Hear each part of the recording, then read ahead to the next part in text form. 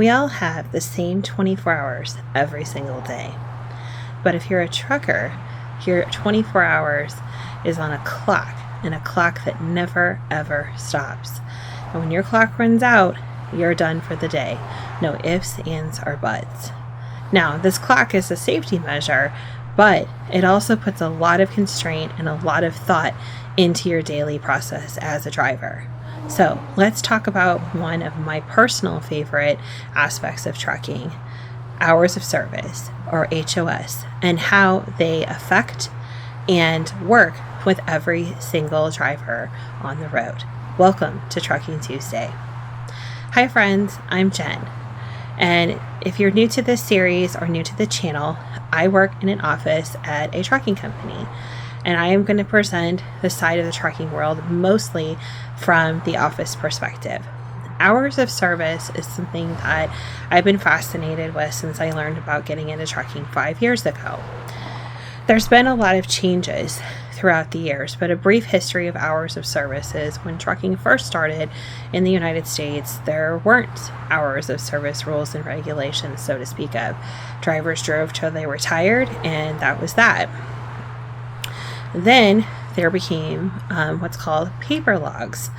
And I'll show an example up here on the screen. And drivers would fill these out, and they were given their allotted amount of hours a day. And 14 hours was the limit for on duty, 11 hours for drive, and then you would have to take a break after 8 hours of driving. Now, the written logbooks were basically on the honor system. So if you were an honest driver, you would fill out your logbooks correctly, and you would show where you would start, you would show where you finished, where you took your break, where you were getting loaded, unloaded, etc.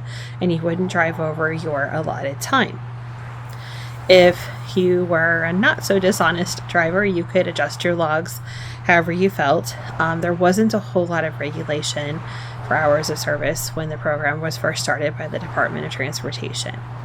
This changed as more and more accidents were being investigated, and it was determined that drivers were being pushed to the limit.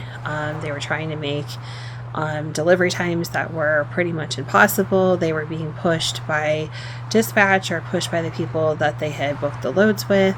So there was a lot of attention paid to hours of service. And part of that included changing to electronic logs.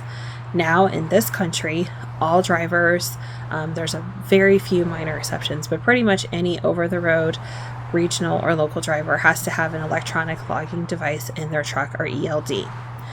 If you work for a carrier, most likely if you are a company driver or a lease driver, in our case, profit lease, which means we have a walk-away lease. We don't do a lease purchase type program. But if you have a lease or you're a company driver, your logbooks are operated and regulated by your carrier.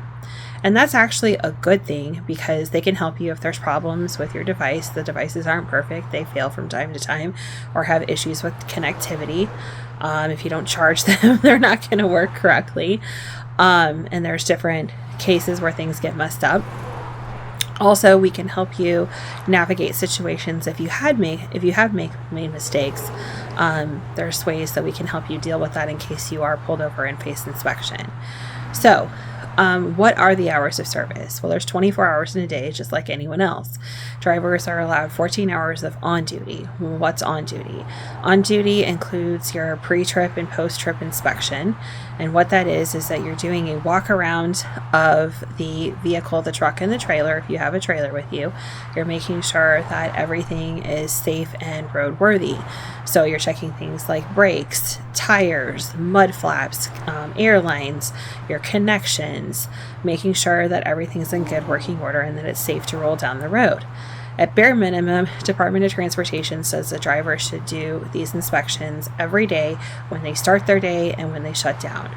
Most good drivers will do at least a 15 to 20 minute pre-trip and post-trip, and a lot of drivers, just for safety reasons, because there are so many hazards on the road, construction, etc., that you can face, will do a quick walk around and at least check the tires, the mud flaps, and the major pieces of the equipment when they stop to fuel, or they stop to take a break, or they finish getting loaded or unloaded before they head out back on the road.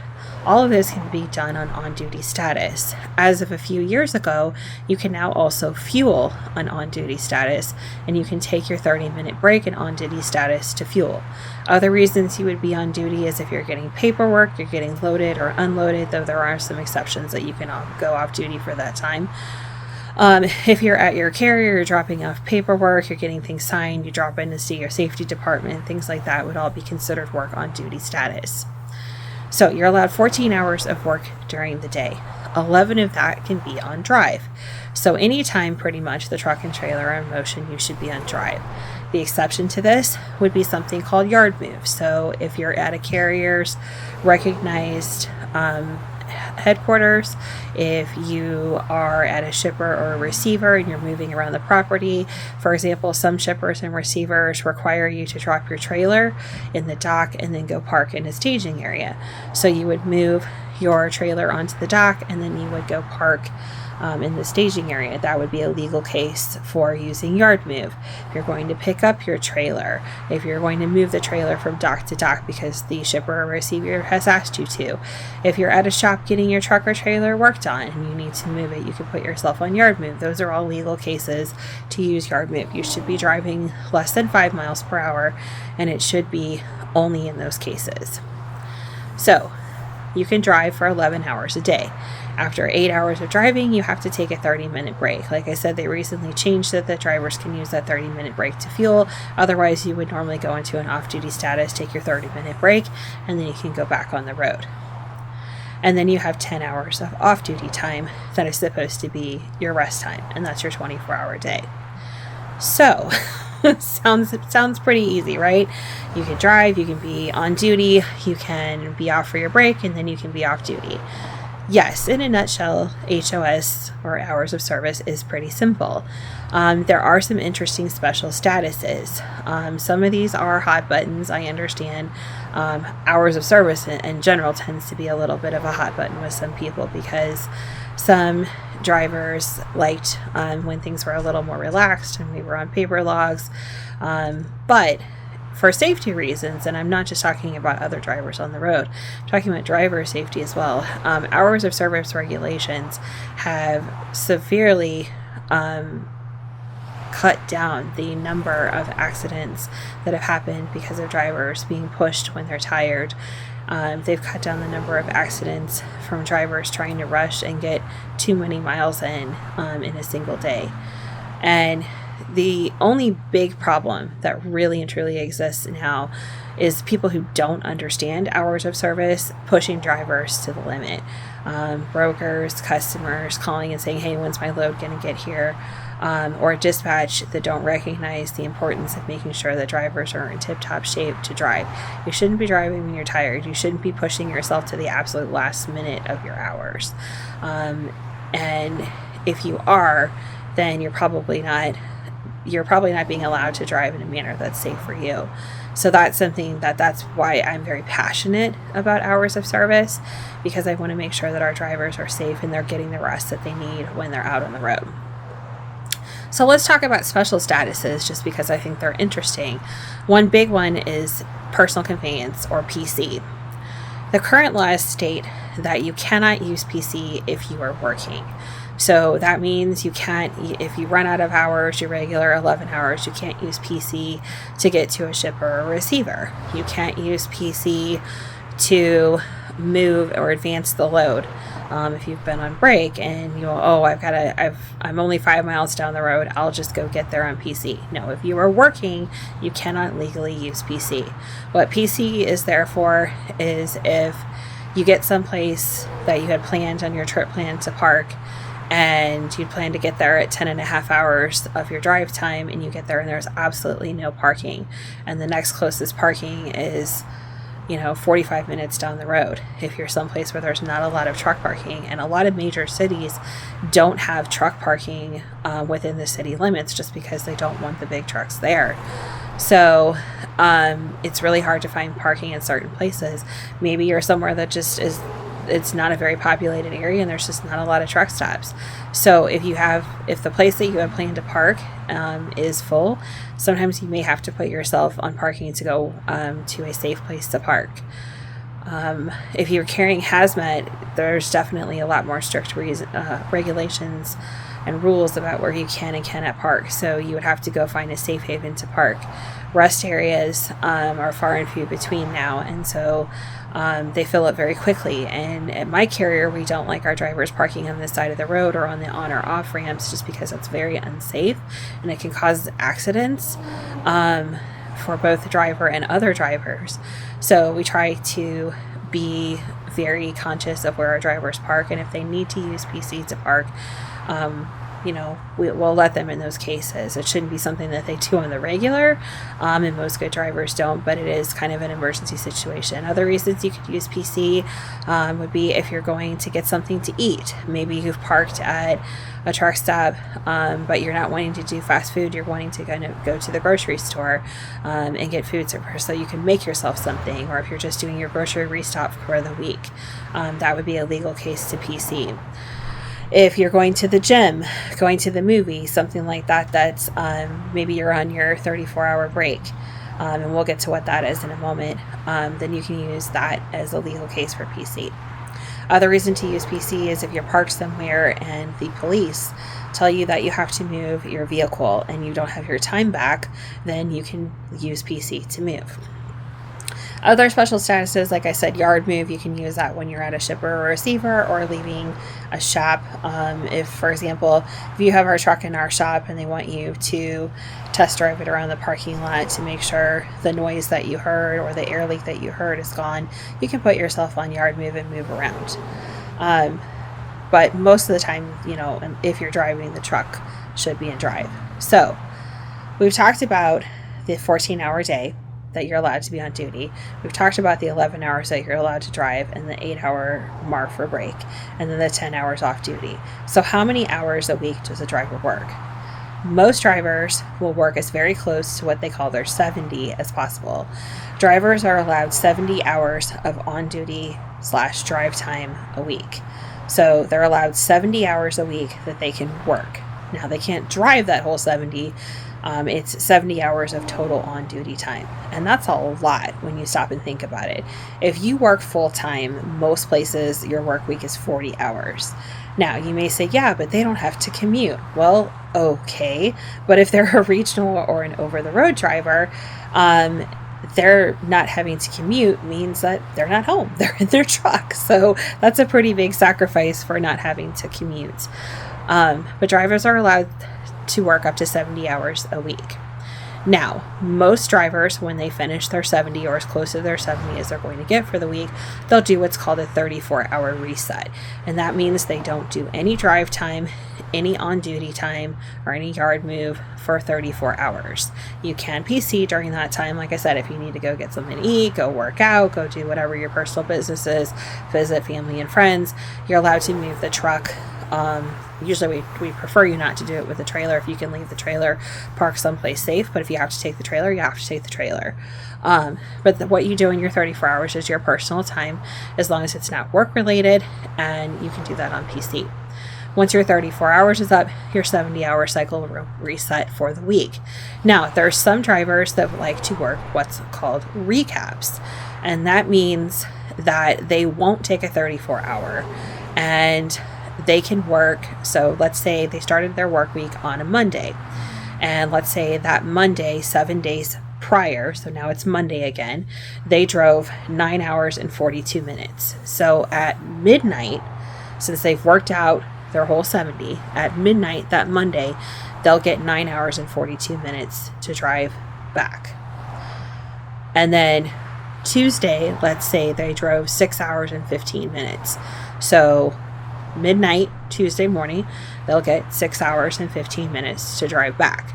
So recaps are a plus and a minus. Recaps are great if you're somebody that likes to drive pretty much nonstop and you're not going home very often and you can keep driving. However, if you don't drive a full day, then that limits the amount of time that you can drive. And you don't get your 14-hour clock back when you're running recaps. You literally get back just the drive time that you drove that day. So that's your on duty and your drive time for the day. So if you only drove 4 or 5 hours, it's really not worth it for you to use recaps. So most drivers, unless they drive out 9 or 10 hours a day, won't do recaps. And honestly, you shouldn't be doing recaps all the time. You need some time out of the truck. You need some time to shut down, have your personal life, etc. So a lot of drivers, maybe they'll do recaps 1 week and then they'll do it 34 if they're somebody that likes to run on recaps. Some people like to run on recaps all the time, and that's okay, especially if they're like a regional driver that goes home every every other day. But we do encourage our guys to try to get a break from the truck once in a while, or at least a break from driving, because it's a very stressful job and you need your personal time, you need your downtime. So there's a lot to go into this. And then let's talk about the really fun experience with HOS, and that is split brakes. And there's a lot of questions that I get about this. This is one of this is probably the number one phone call I get about logbooks when I'm at work, is how do I do a split brake, or can you check my split brake? So there's 2 off-duty statuses. There's sleeper berth and off-duty. If you are a local driver, meaning that, at least at my carrier, you are paid hourly, you cannot use sleeper berth because you don't sleep in your truck. Some of our local drivers do have sleeper trucks, just in case they would have an emergency because of weather and they got stuck, that they could sleep in the truck. But for the most part, we don't allow them to use sleeper berth. They just use off-duty. Some over-the-road and regional drivers use off-duty only. Some use sleeper berth when they're taking their 10, but if they take their 34, they put themselves off-duty.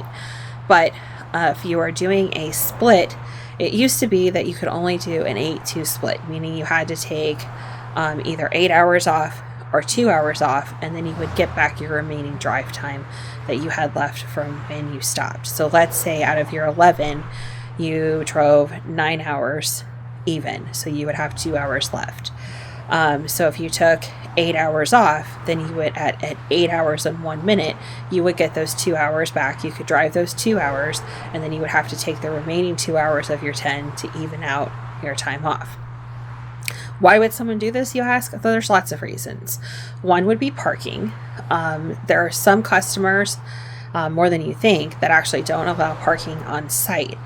And there could be lots of reasons for this. It could be that they aren't open. It could be that they have a small facility. It could be that they heavily regulate the amount of traffic in and out of the facility. Maybe they have high dollar. Maybe they have hazmat and they just don't want that many trucks. So let's say you have a 2 a.m. appointment and they don't allow you to park on site. Maybe the closest truck stop is 30 miles down the road. So what you would do is plan your trip so that when you stop, you would have enough time to do a split brake. And like I said, it used to be just 8 and 2. Now you can do a 7-3. So you can take 7 hours off and then do the other 3 later. So you would park somewhere nearby and leave yourself some drive time, enough to get to your shipper or receiver, shut down for the 7 or the 8 hours, get that drive time back, go drive to your shipper or receiver, and while you're getting loaded, you would put yourself back in sleeper for the 2 or the 3 hours that you still needed to take, and then your time would even out. Now, it's not perfect because you do still need to eventually take a 10 in order to A, get some rest, and B, get all of your drive time back. But it's great in those situations where parking is difficulty, or you have a early morning appointment, or you're tight on time anyway. So the split brakes are nice for that. So what is the overall point of hours of service? Well, hours of service, like I said, was originally created to keep drivers safe, because before there was a lot of regulation in how much drivers drove, drivers were driving as much as they could every single day to get from point A to point B. And they were driving while they were tired. They were driving in difficult driving situations. So traffic, bad weather, things like stressful situations. Maybe they've been sitting in an accident for hours, and that all wears on you. I mean, if you've ever taken a long car trip, you know how tiring it can be after being in the car all day long. Imagine if not only you're driving, but you're also carrying a huge load behind you. You have the pressure of when you're supposed to deliver. You have the pressure of being away from your family. You have the pressure of your dispatch calling and saying, hey, do you want to do 4 more loads this week? Do you want to not go home this weekend? Or whatever conversation they're having with you. So hours of service originally was mostly designed to protect the drivers from driving tired and in turn protect other people on the road. But I like to look at hours of service as ultimately protecting the driver's work-life balance in addition to safety. Safety, of course, being the number one reason for hours of service, but allowing drivers to have a work-life balance.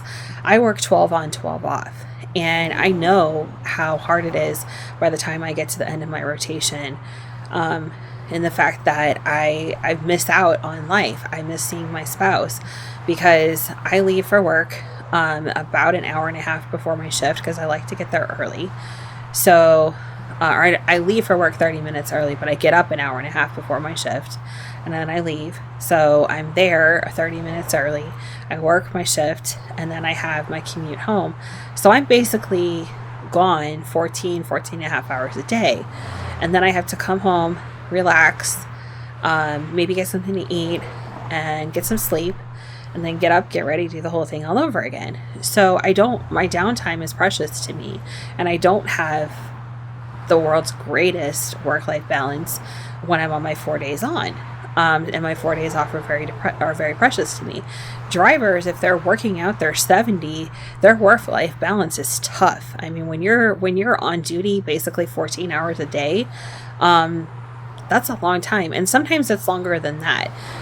And there's some exceptions with your on-duty time. So if you are getting live unloaded or live loaded and it's going to be a long time, you are allowed to put yourself in off-duty status while you're waiting.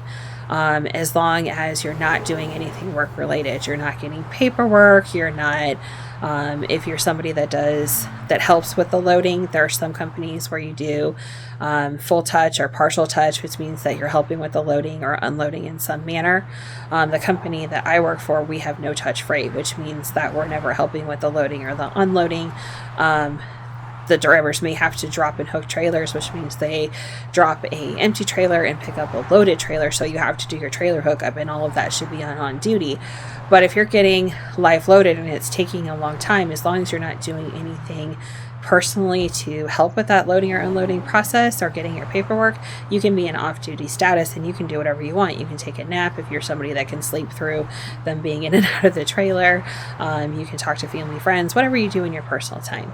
But let's just face it, you're away from home, you're in your truck, life is still going on around you. So it's hard when you're working, 60, 70 hours a week. It's hard to have any kind of work-life balance, and ensuring that you have to take those 10 hours off at least gives you some break from your workday. And 10 hours really goes by very quick because you think about all the things that you have to do. Shower. If you need to do laundry, you need to eat, you need to decompress. So call family, call friends, play video games, read a book, whatever it is that you do to relax, and then sleep too. And, or work out and anything else that you need to do. 10 hours goes by really, really quick. Now, if you're on a load where you have some time in the load, then you can take a little more time off. But most loads, it's built in that you're only going to take a 10. And, if you're not moving, you're not making money. So if you have the opportunity to drive after your 10, most drivers will drive so that they can finish the load that they're on, get on another load, and keep making money. So that 10 hours goes by very, very quick. So the nice thing about having the hours of service regulations is that it ensures that drivers get some time away from behind the wheel and get a chance to get a break and relax and de-stress and, be fresh and ready to go the next day. So, as far as times that people drive, hours of service really doesn't have any regulations with that, unless you're driving hazmat. That may affect the time that you can drive, but for the most part, hours of service does not affect the hours that you can drive. So how are hours of service regulated? So hours of service are regulated with your electronic log device. It shows you, most of them, depending on, some count up, some count down. The system that we use, it counts down. So it shows you 70 hours at the start of your week and it'll count down. Your 14 hours when it starts, it'll count down. Your 11 hours, it will count down. And then the 8-hour clock to your break, it'll count down. Like I said, some of them count up. There's lots and lots of systems out there. And all of them have their ups and downs. The system that you're currently using, I really like, just because it's fairly easy to make any corrections. But so your electronic log device holds you accountable. And these electronic log devices, if you are ever pulled over for any reason, or you're given a random inspection by a DOT officer, they can download your logs and go over them. How deeply they go over them, that's up to you and the level of the inspection that they're giving you. But sometimes they'll just kind of glance at them. Sometimes they'll go over them with a fine-tooth comb. And they can pull down a week at a time. At least with the system that we're on, you can pull down, the officers can pull down a week at a time, and we can send the drivers a week at a time. Other ways they're regulated is if you're in an accident, the last 6 months of your logs can be reviewed by insurance and police investigators, anybody that's involved in the accident investigation. All of that can be reviewed, and they're very serious about these, especially in cases of accidents. They'll look and see if you've had any violations. So if you went over your drive time at any time within the last 6 months, that can change the whole outcome of an accident. So that's how hours of service are regulated. So what happens when there's mistakes? Let's say you have your truck in the shop, they move your truck, and it throws your truck into drive. That is a legal case where we can make a change and edit that log. However, anything that goes on the drive line will make a mark on your log.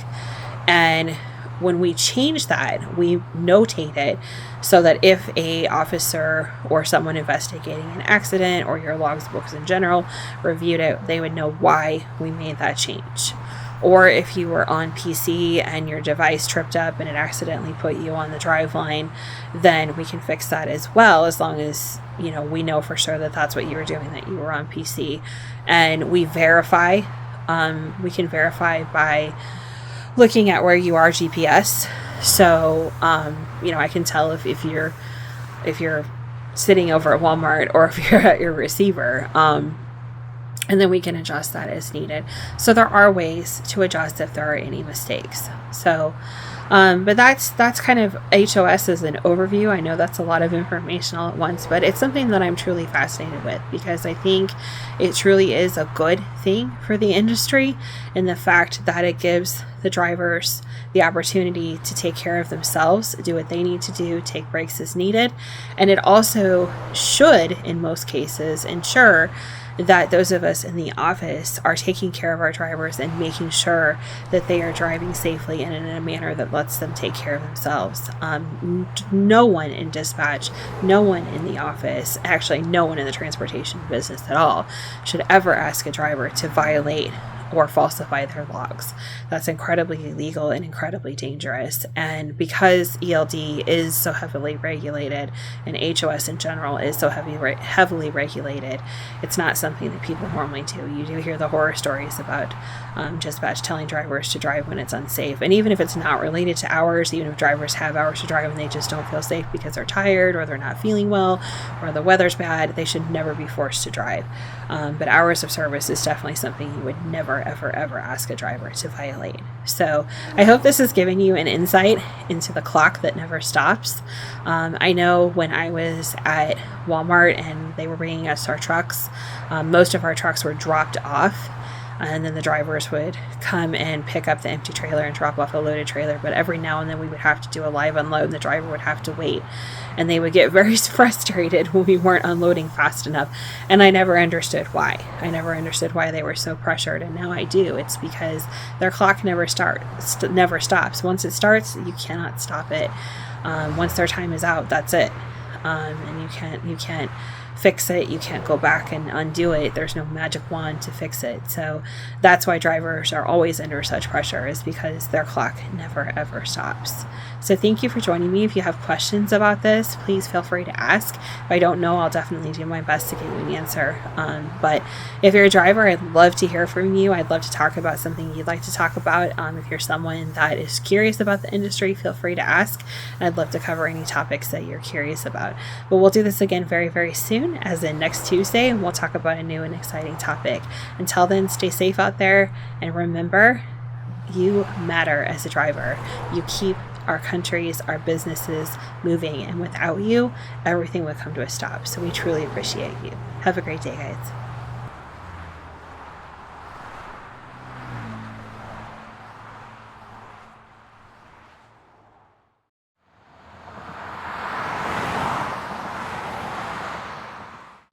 Ever wonder who the drivers talk to in the office all day, how they get their loads, how they plan their home time? That would most likely be with their dispatcher or their driver manager.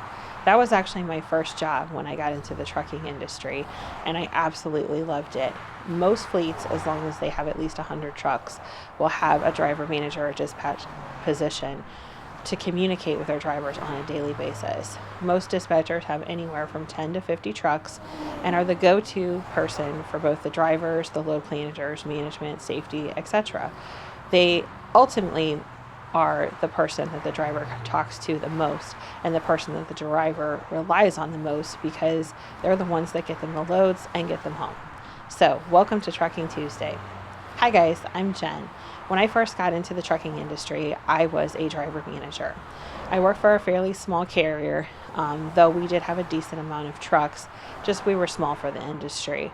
When I left, I had a board of about 50 trucks. And we say board, depending on the kind of dispatch software you use. Basically, your drivers are laid out on a screen where you can see all the trucks that you're responsible for. So what does a dispatcher do? Essentially, they are the manager of the driver, and the driver is the manager of them. So it starts with communication. As soon as you get a new driver that is under your dispatch, you need to introduce yourself, go over what that driver likes and dislikes, and what their expectations are. So if a driver likes to work out their full 70, you want to make sure they're giving them enough work so they can work out their full 70. If they like to be home on weekends, you need to know, do they want to be home Friday night? Do they want to be home Saturday morning? When do they want to go back out? Do they like to drive at night? Do they like to only drive during the day? All of these things should be discussed as soon as you get a new driver.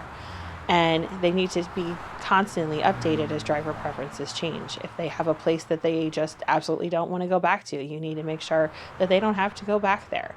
So driver managers are ultimately responsible for not only what happens with the drivers, but how happy their drivers are. So what essentially do driver managers do on top of communicating with drivers from day one? They are the manager of the miles. So they're going to give out the loads, which come from the load planners, which we'll discuss at a later time. But they'll distribute loads, make sure the driver gets the information, they know where they're going, they know what the expectations of the particular customer are, if it's a live load, if it's a drop and hook, what the hours are, and how many miles are going to be empty, so with an unloaded trailer, and how many miles are going to be loaded. They're also going to be the manager of that driver's home time. Like I said, if a driver wants to be home every weekend, if they want to go home every 3 months, you need to know where their home is and how we're going to get them there. And they're also the manager of problems. So if the drivers break down, has issues with their logbooks, has concerns with a customer, like they don't ever want to go back there because they've had a bad experience, accidents, anything like that, all is going to initially go through the driver manager. Now, there may be other departments. If the carrier is large enough to have safety, they may get transferred to safety or breakdown, but the initial phone call most likely will be between the driver manager and the driver.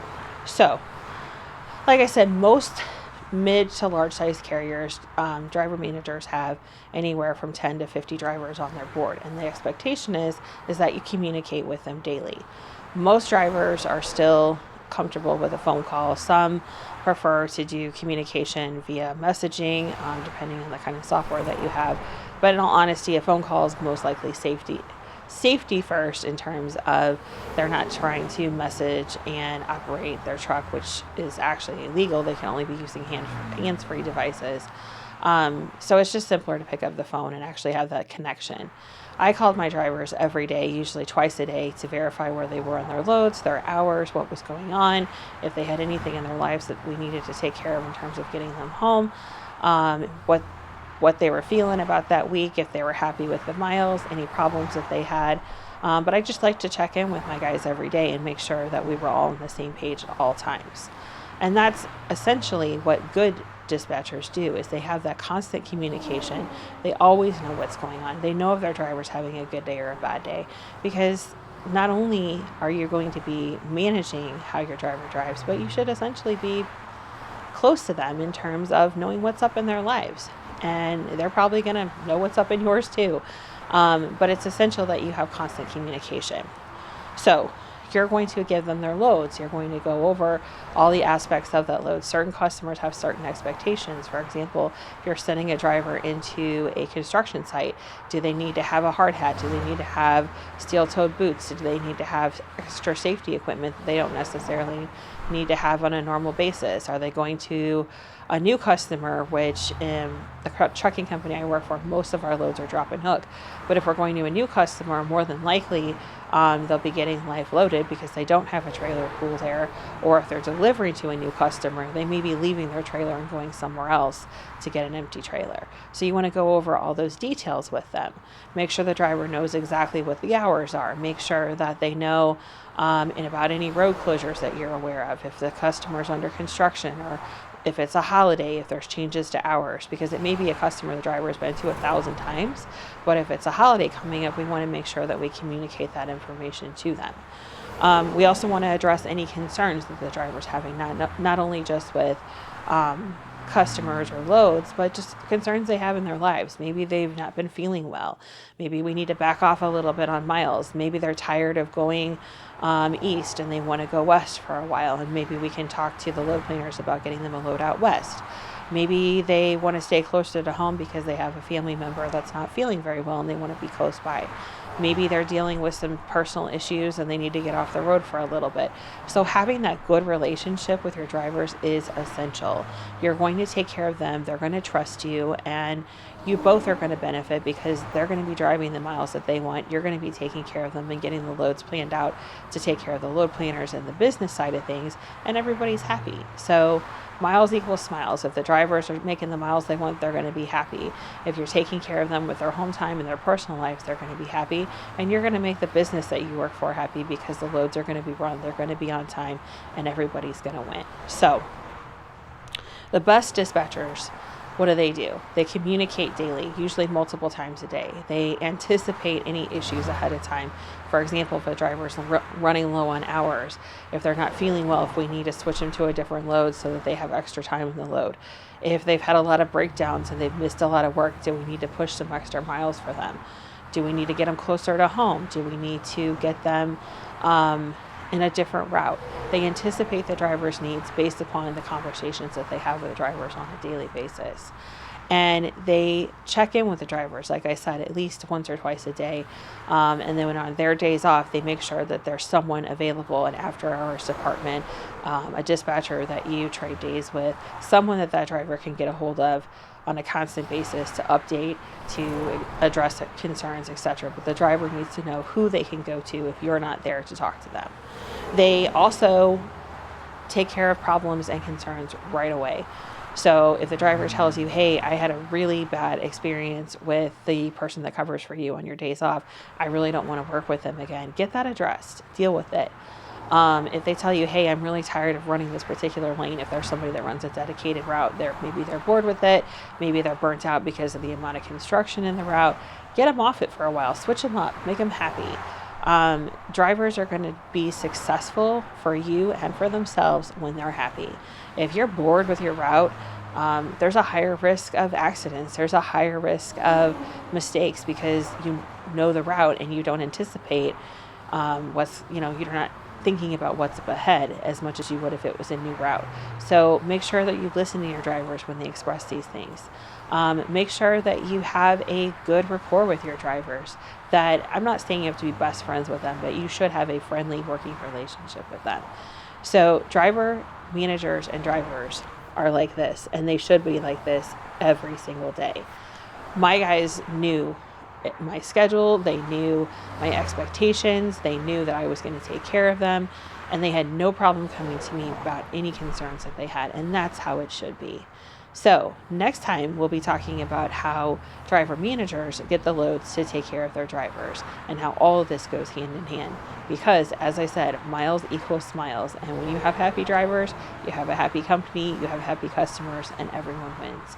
Thanks for watching this episode of Trucking Tuesday. If you have any questions or if you personally are a professional driver, I would love to hear from you. My email is fracturechristian@gmail.com. It's also on my channel description. Stay safe out there. Truckers, thank you for all that you do. You move this country or any country that you drive in, and you keep everything rolling, and we truly appreciate you. Stay safe out there. Have a great day, guys, and I'll see you soon.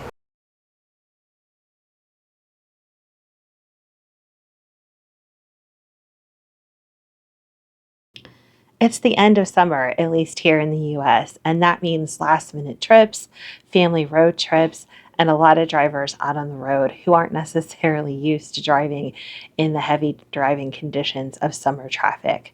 And for truck drivers, this creates a whole lot of new challenges. There's drivers in a hurry with very little patience, lots of construction, drivers driving motorcycles, RVs, towing boats, and just a lot of people all in one place in a hurry to go all at once. So let's find out what we need to do to stay safe in passenger cars and make it safe for the truck drivers out on the roads so they can help stock the shelves so you're ready for your summer vacation. Welcome to Trucking Tuesday.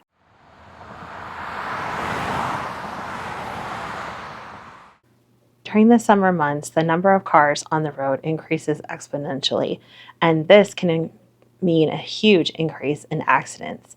But did you know that trucks are actually involved in only 6 to 7% of major or fatal accidents on the road, while cars striking other cars are 55 to 56% of the accidents of that nature?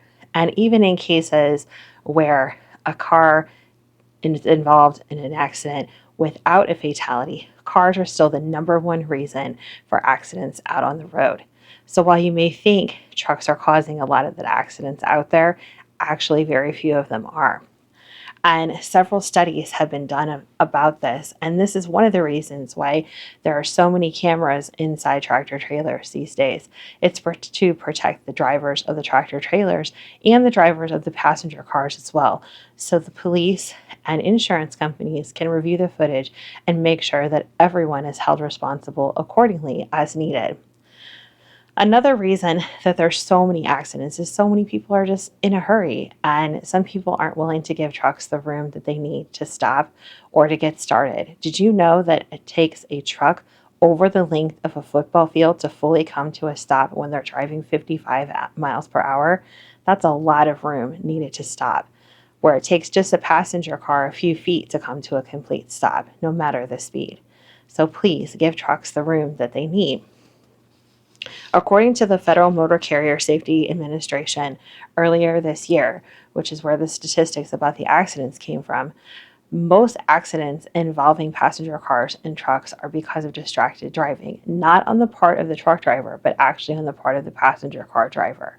So please make sure you're not texting, distracted by music, talking to others, and paying full attention to the road. Our drivers in big trucks do the same for you. Even if accidents don't slow a trucker down, major mechanical failure and tire blowouts increase significantly during the summer. Summer heat is really hard on tires, and catastrophic blowouts happen up to 60% more in the summer months than they do in the cooler months. Even brand new tires are subject to summer heat destruction. Heat is also hard on engines and transmissions. In order for drivers to stay cool and comfortable and focused on the road, they're constantly running the AC, which is hard on the engines themselves. Major breakdowns happen a lot during the summer. Hopefully, truck drivers are prepared, have supplies to keep themselves cool while they wait for repairs, and can get back on the road safely. That's where the people like me and the office come in. One of the big things that we work on in the summer is making sure the drivers have a safe, comfortable place to stay when they're broke down, and that they get a replacement truck as soon as possible if theirs can't be repaired. Let's just face it, if they're not driving, they're not happy. Another big struggle during the summer months is with reefer drivers. Temperature controlled loads have to be maintained at all times, and the summer heat does not play nice to ice cream and other temperature controlled loads.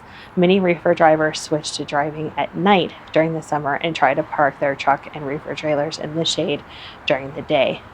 The shippers and receivers that handle reefer drivers also switch their schedules and usually prefer to load at night or very early in the morning so that food safety is maintained at all times. Reefer trailers also break down a lot during the summer just because of the load that's put on them by the summer heat. We constantly at my company are cleaning and refreshing and servicing all of our reefer trailers as much as possible during the summer to make sure that your food arrives to the store safely. Another major issue during warmer months is construction. Most construction and road repair is done during the spring and summer. It's a great time to get out there and work on the roads, but it also slows people down. And this slowdown also causes a lot of frustration for any driver, passenger car, truck driver. In 2020, there were 774 fatal crashes in work zones, leading to 857 deaths, which was a 10-year high, which was a study conducted by the Associated General Contractors of America. Construction accidents happen because more people get impatient, drive too quickly, don't merge, or try to leave a construction area without paying attention. Everyone needs to be alert and be aware of your surroundings, and just be patient. Everyone needs safe roads, and the safer we treat the construction workers and each other within construction zones, the better it is for everyone. Another major concern during the summer months for truckers is truck stop usage. A lot of people who are driving RVs will use the larger fuel islands to stop and fuel. Other people use the conveniences that truck stops have, such as showers and laundry. And there's nothing wrong with non-truck drivers using truck stops. However, we all need to be respectful of each other's space and make sure that we're saving room for truck drivers to maneuver around truck stops and that we leave parking areas open for them. Let's face it, we all have to share the same space and we all need to get along. So this summer, while you're out there on the road and you're wanting to enjoy your family time, you want to make sure that you're prepared to go on the road. And we, as the trucking industry, want to make sure that you have the best and safest vacations possible. So let us do our job, drive safely. Let us help you get to where you need to go with the goods you need to get there. And let's all share the road with each other's ultimate safety and fun in mind. Thank you so much for joining me on this episode of Trucking Tuesday. Have a wonderful and safe week, and I'll see you again for another episode.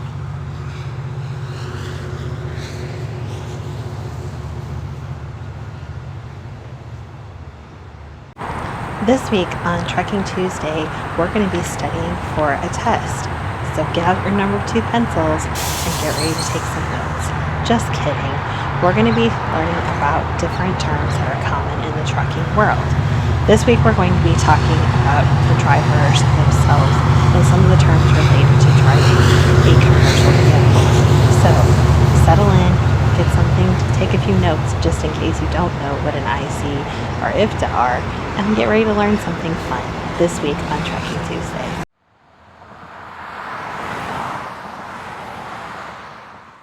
Hi everyone, I'm Jen, and this week on Trucking Tuesday, we're going to be talking about common terms that are related to the drivers and driving commercial vehicles.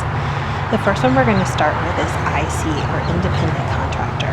And this is someone, in relation to at least my company, is someone who works for another person who carries their own authority and an MC number, who will be responsible for the insurance of the cargo that they're carrying and the tractor itself, along with the driver's insurance. These people are paid by whoever owns the truck, and then they will contract with usually a larger carrier, such as the company I work for, to get loads, and they are paid either percentage or per mile. One of the reasons that companies like mine like to work with ICs is typically these are very motivated people who want to work. They have a lot of drivers that they need to cover, and they have drivers that are motivated and ready to go. They usually have very limited restrictions as to where they do and don't want to go, and a lot of them tend to save the company money in terms of insurance because the owners will carry the insurance except for the trailer, which we carry. The next one I like to talk about is a lease driver. There's a couple different kinds of lease drivers in the trucking world. There's lease to own, and there's a walkaway lease. At my company, we have a walkaway lease, which means you get treated as if you own the truck and you're buying the truck, but you can walk away from the lease at any time. The benefit of having a walkaway lease versus leasing the truck to own is you'll constantly get newer equipment, and you get all the benefits of being treated like an owner. At my company, we pay for all preventative maintenance. We help you with IFTA if you want. We'll help you with any major repairs to set you up in a maintenance account. So if you have a major repair that you have to pay for, such as an at-fault accident, we can help you set up payment plans to pay that off. You are responsible, at least at my company, for the fuel. You're responsible for any accidents, and you are responsible for your insurance. The next type of driver would be a company driver, and these are typically per mile drivers. Lease drivers like ICs and owner operators can choose how they want to be paid, at least at most carriers, including my own. They can either be paid a percentage or they can be paid per mile. Most companies, like my own, company drivers get paid per mile. Company drivers are a huge asset. They are drivers that typically have to go wherever they are assigned to go. My company doesn't do forced dispatch, so if there's places you're really uncomfortable or unhappy going, we won't make you go there. But typically, company drivers will be the ones that will do all of your regular customer freight that isn't necessarily very high paying in terms of overall, which is what your percentage drivers don't want. They want the high paying loads. And company drivers, like I said, can tend to be the ones that you have do things that you wouldn't want an independent contractor or an owner operator or lease operator just wouldn't be interested in doing, such as moving trailers to set up for a new customer, recovering trucks, things like that. And then there are the owner operators in the business, and these are people who own their own truck. Sometimes they own their own trailer, and they will work with a company such as my own to obtain freight, but they're completely in charge of their own business. They usually handle their own IFTA, they usually handle their own bookings, things like that, unless they're associated with a larger carrier like the one I work for. A CDL. This is a term that you've probably heard before. This is a commercial driver's license, and it is required to operate a single vehicle with a gross weight over 26,001 pounds or more, and or towing a vehicle gross vehicle weight over 10,000 pounds, like a trailer. At least that's what the requirements here are in Missouri. In Missouri, there's a test of 50 general knowledge questions, 25 air brake, 25 combo vehicles, requires a physical exam as well as training school that is EDL compliant. And EDL is your electronic logs. Most schools are 8 to 16 weeks. There's some variation in between, but you'll usually do some classroom training, and then you'll get out on the road with a trainer and get your driving skills under your belt, and they'll also teach you what you need to know for the test. CDLs typically last 2 to 3 years, your physical exam the same way. You need to have a CDL in your home state. So, what's an ELD? So, let's start with that when we talk about driving terms. ELDs is your electronic logging device, and that's what keeps your drivers hours of service. Typically, it's like a tablet or a pad that is attached inside the truck cab that's also connected to the engine by some type of wiring that will notify the device when the truck is moving. And then there's different statuses such as driving, personal convenience, off-duty, sleeper, yard move, and all of those can be manually inputted by the driver. Drivers are not allowed to tamper with the devices nor change anything on them illegally. A lot of them are locked down so that only the carriers can make changes if needed. Most ELDs are regulated by whoever owns the carrier. So if the carrier is based in Missouri, the ELD's logbooks are going to be based in Missouri and in Central Time. Even independent contractors and owner-operators are required to have ELDs in their trucks now based on law. If you have more questions about this, I'll link the video at the end of this one on hours of service. A scale house. So these are checkpoints along major highways that are in every state across the United States where loads and drivers are checked for legal weight and where DOT official officers can check for safety and regulatory features on trucks and trailers. Nowadays, most drivers have a device in their truck and they run by different names, but it'll be a small device attached to the windshield, and as drivers approach a scale house, you'll see those big things that look kind of like traffic lights hanging over, and I'll put a picture up, hanging over the highway, and these will interact with these devices and they'll know the most recent time a driver has scaled and when the last time they've been pulled into a scale house. Drivers are typically required to scale their loads when they pick them up, and these have to be on certified scales. The biggest one in the country is CAT scales, and all of this information is kept electronically, so drivers will occasionally be pulled into an open scale house, have to verify the weights of their load, and then possibly if there's a DOT officer on site, which usually there is, they'll pull them in for an inspection of safety and occasionally look at their logbooks. IFTA. This is a big one that people have a lot of questions about. It stands for Inter Motion Fuel Tax Agreement. And this is between the lower 48 United States and provinces in Canada, basically to simplify the reporting of fuel for purposes of carriers who operate in more than one logistical location. So if you are a carrier that's based in Missouri and you operate outside of any other state of Missouri, you have to use IFTA. And IFTA is basically every driver's worst tax nightmare. There's a lot of taxes, especially if you're an owner-operator or an independent contractor owner or even a lease driver, that you have to keep track of. You have to keep track of your fuel expenses in general. And part of that is keeping track of your IFTA. And basically it breaks down the tax for sales of gas in each location that you operate in. And this is important because each state requires you to balance out the amount of tax that you're paying on your fuel per state based on the amount of time that you are driving in that state. A lot of bigger carriers have accounting divisions that are dedicated to processing IFTA for drivers.